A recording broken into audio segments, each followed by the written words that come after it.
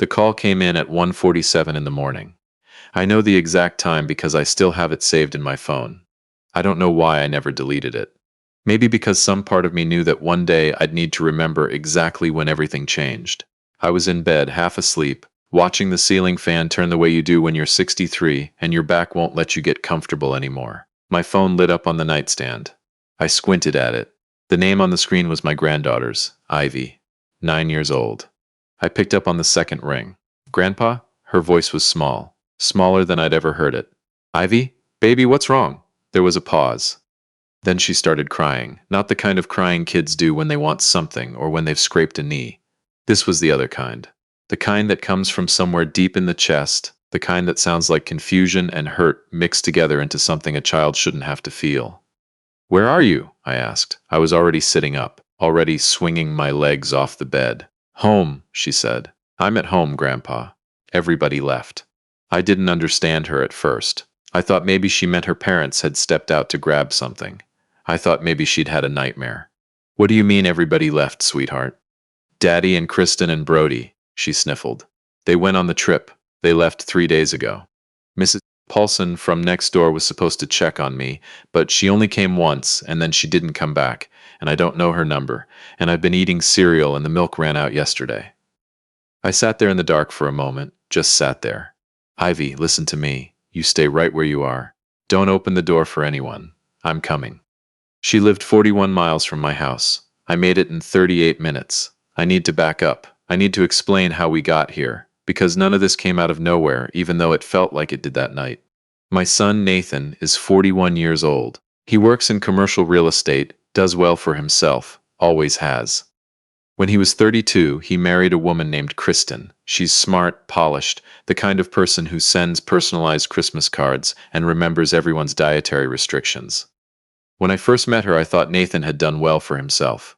I thought she was warm. I know better now. They had a son together, Brody, who is 12. Good kid, quieter than most boys his age. I've always liked Brody, and I still do. None of what happened was his fault. 4 years ago, Nathan and Kristen decided to adopt. They'd been talking about it for a while. Kristen especially seemed passionate about it. She'd done her research, had folders, had conversations with an adoption counselor. I was proud of them. I thought it was a beautiful thing to do. Ivy came home when she was 5. She'd been in the foster system for 2 years by then. Small for her age, big brown eyes, this serious little face that broke into the most unbelievable smile when something surprised her. The first time she met me, she stood behind Nathan's leg for about 10 minutes and then walked over and put her hand in mine without saying a word. I was done for. Completely done for. The first year seemed fine. Or fine enough that I didn't see what was happening.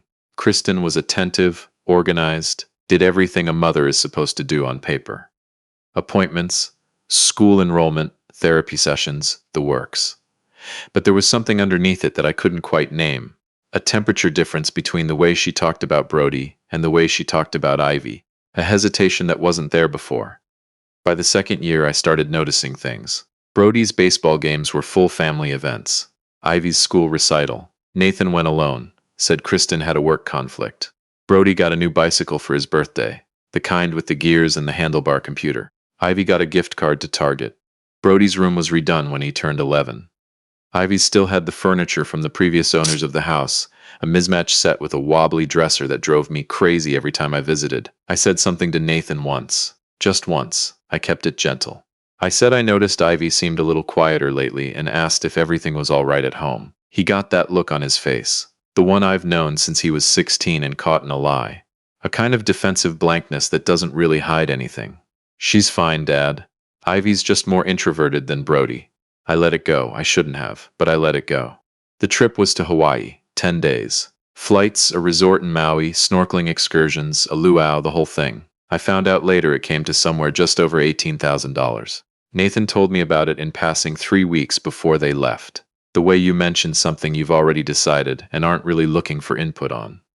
Taking the family to Maui in April, he said. Spring break all of you? I asked. He looked at me. Yeah, Kristen and the kids. I should have pushed. I didn't know, then, what I know now. I assumed Ivy was going. I assumed it because she was their daughter. Their child. That's what you assume. What actually happened was that Kristen had decided, apparently sometime in February, that Ivy wouldn't be joining them. The reason she gave Nathan, from what I pieced together later, was that Ivy was too young to appreciate it and that she'd been having behavioral issues at school that needed to be addressed, not rewarded. Both of those things were either exaggerated or completely invented. Ivy was 9, not 4. And the behavioral issues amounted to one incident where she talked back to her teacher. Once, which her teacher told me later, was the only time in 2 years it had ever happened. Kristen arranged for the neighbor, Mrs. Paulson, to look in on Ivy. She told Nathan it was handled. Nathan, because Nathan has always found it easier to believe that things are handled than to check whether they actually are, did not verify. They left on a Tuesday morning. Ivy watched them go from the upstairs window. She told me that later. She said she stood at the window and watched the car pull out of the driveway and watched it go down the street until she couldn't see it anymore, and then she sat on the floor.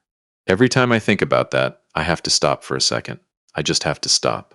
When I pulled up to the house that night, it was dark except for the light in the living room and the kitchen. I had my spare key. I let myself in. Ivy was on the couch in her pajamas with a blanket pulled up to her chin, watching something on television. She'd left the TV on for the noise, she told me. She'd been leaving it on all night since they left. She looked up when I came in, and she didn't cry again. She just looked at me with those big eyes and said, "I knew you'd come." I sat down next to her and pulled her into my arms and held her for a while without saying anything.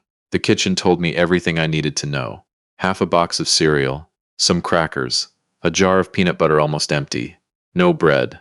The refrigerator had condiments, a block of cheese, and some leftover rice that had been there long enough that I threw it out. The milk, as she'd said, was gone. I found the arrangement Kristen had left, a printed sheet on the counter, neatly formatted. Mrs. Paulson's phone number, the Wi-Fi password, emergency numbers, a list of foods Ivy could make herself, a reminder to lock the doors at night. Efficient, organized. Like a hotel checklist left by a property manager, not a mother leaving her 9-year-old child alone for 10 days. I sat at the kitchen table and I read that sheet 3 times. Then I took out my phone. I didn't call Nathan, not yet. I needed a few minutes to think, and I knew if I called him right then I would say things that couldn't be unsaid, and I needed to be smart about this, not just angry. Smart. Instead, I called my daughter-in-law's sister, Patrice, who I'd met at family events over the years, and who had always struck me as more reasonable than the rest of Kristen's people. It was 2 in the morning. She picked up, groggy. "This is Arthur," I said, "Ivy's grandfather. I need to know where in Maui they're staying." There was a pause. "Arthur? What's going on?" "I'll explain when I know more.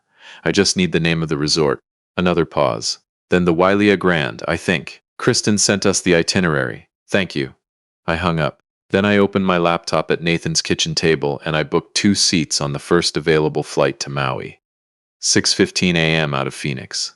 It was already 2:30. That gave me enough time to go home, pack a bag, come back, pack a bag for Ivy, and get to the airport. The tickets cost me $1,100. I didn't blink. Ivy thought we were going somewhere fun until I told her the truth in the car on the way to the airport.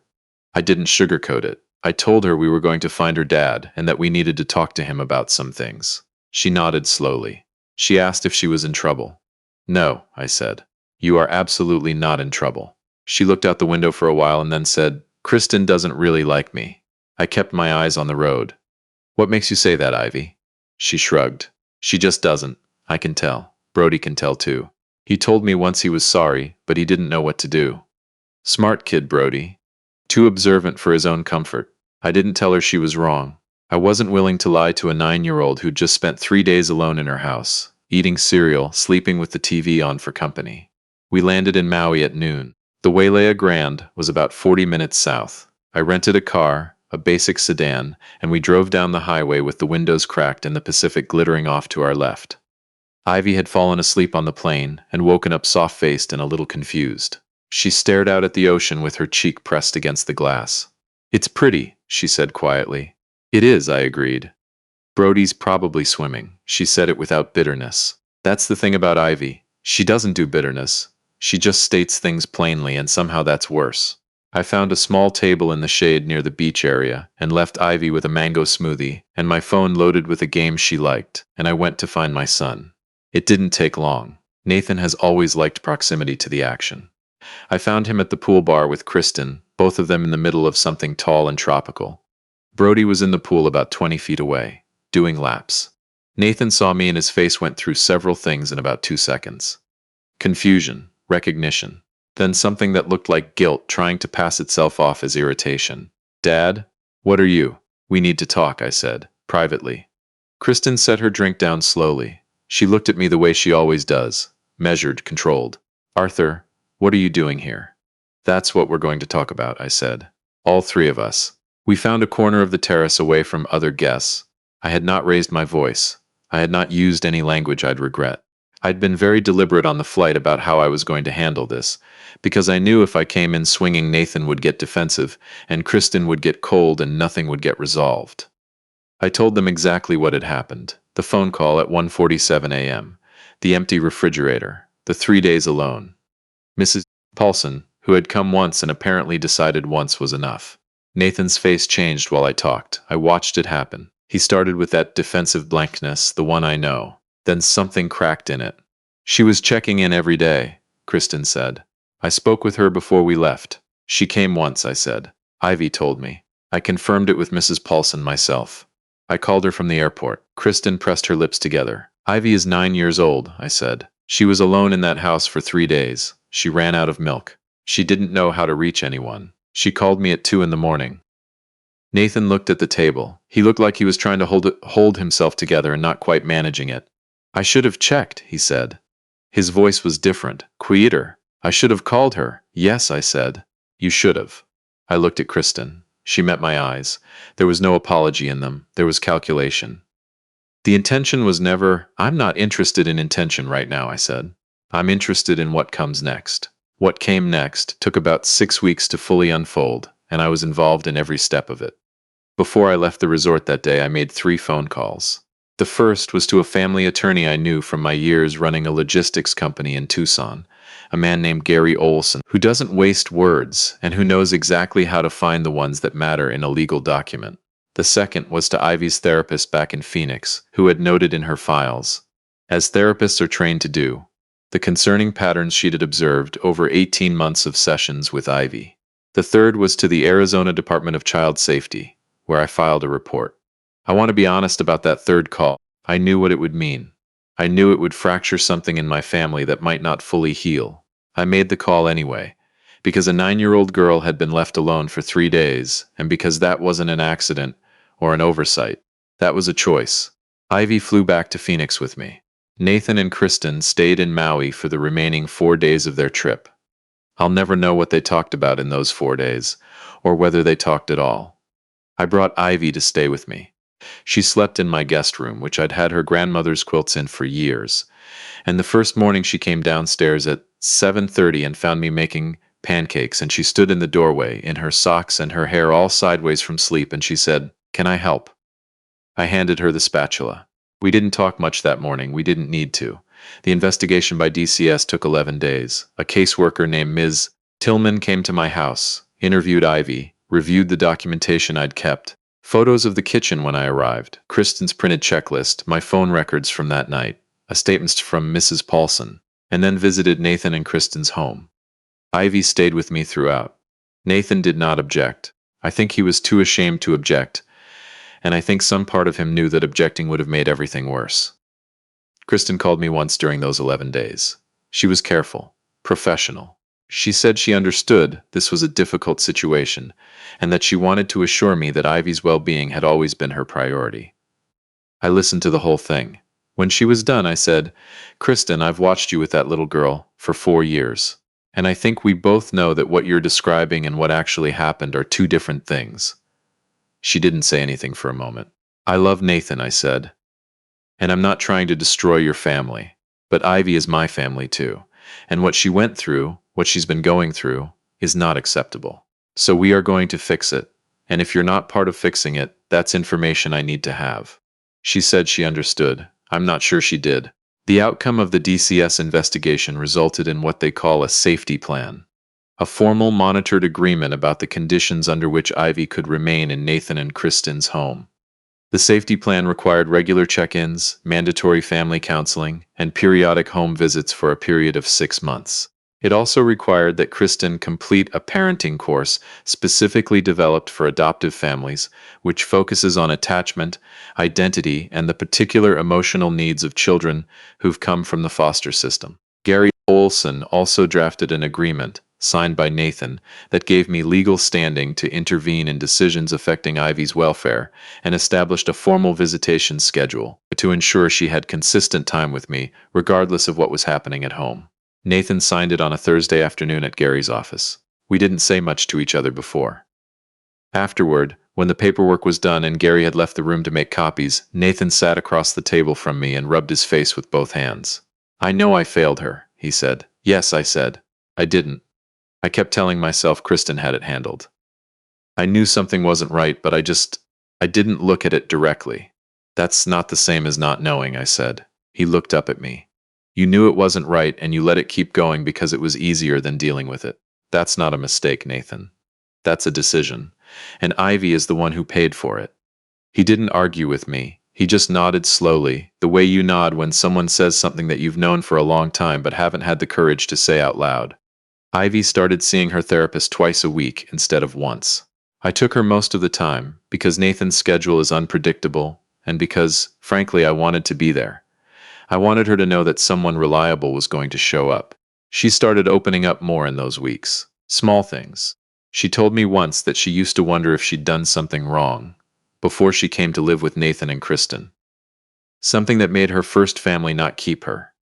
She said she'd mostly stopped thinking about that once she got settled, but that lately it had come back. I had to be very careful in that conversation. I'm not a therapist, but I knew enough to know that what she needed from me in that moment wasn't advice. It was just presence. "You didn't do anything wrong," I said. "Ever. Not when you were 5 and not now." She looked at me. "You know what I see when I look at you?" I said. She shook her head. "A kid who called her grandpa when she was scared. That's it. That's all I needed to know." She climbed over the center console of my car and hugged me around the neck, and I held on to her in the parking lot of the therapy office for a while, and I didn't care that I was a 63-year-old man crying in a parking lot, because sometimes that's exactly what the moment calls for. The family counseling started in May. Nathan and Kristen went together, and separately, and sometimes with Ivy. I was not part of those sessions, which is as it should be. That work is theirs to do. What I can tell you is what I observed from the outside. By June, Kristen had enrolled in the adoptive parenting course. I don't know if she went willingly or because she had no real choice. Probably some of both. But she went. I know because Ivy's therapist, Dr. Reyes, mentioned it carefully without violating anything confidential, the way good therapists do when they want you to know something matters without telling you exactly what. By July, Ivy's wobbly dresser had been replaced. I noticed it the first time I picked her up for our Saturday visit. New dresser, honey-colored wood matching the bed frame. Small thing. But small things are not always small. Ivy didn't mention it. But she smoothed her hand over the top of it while she was getting her jacket, the way kids do when they've decided something is theirs. I'm not going to tell you everything is perfect now. I don't believe in those endings, and I don't think they do anyone any good. Nathan and I talk more than we did before. It's not always comfortable. There are things between us that will take a long time to settle into the right shape, if they ever do. He's doing the work. I can see that. Whether it's enough for Ivy, for his marriage, for himself, is not something I know yet. Kristen is harder to read. She is doing the required things. Whether she is doing the real thing underneath them, I can't say. I watch her with Ivy the way you watch a weather system on the radar, carefully, from a distance that lets me see the whole picture. What I do know is that Ivy knows she is not alone. She knows it the way a kid knows something all the way down, not because someone told her, but because it's been demonstrated, shown up for, proven in parking lots and airports and early mornings with a spatula and a box of pancake mix. 2 months ago, she made me a card for my birthday. She's artistic, Ivy.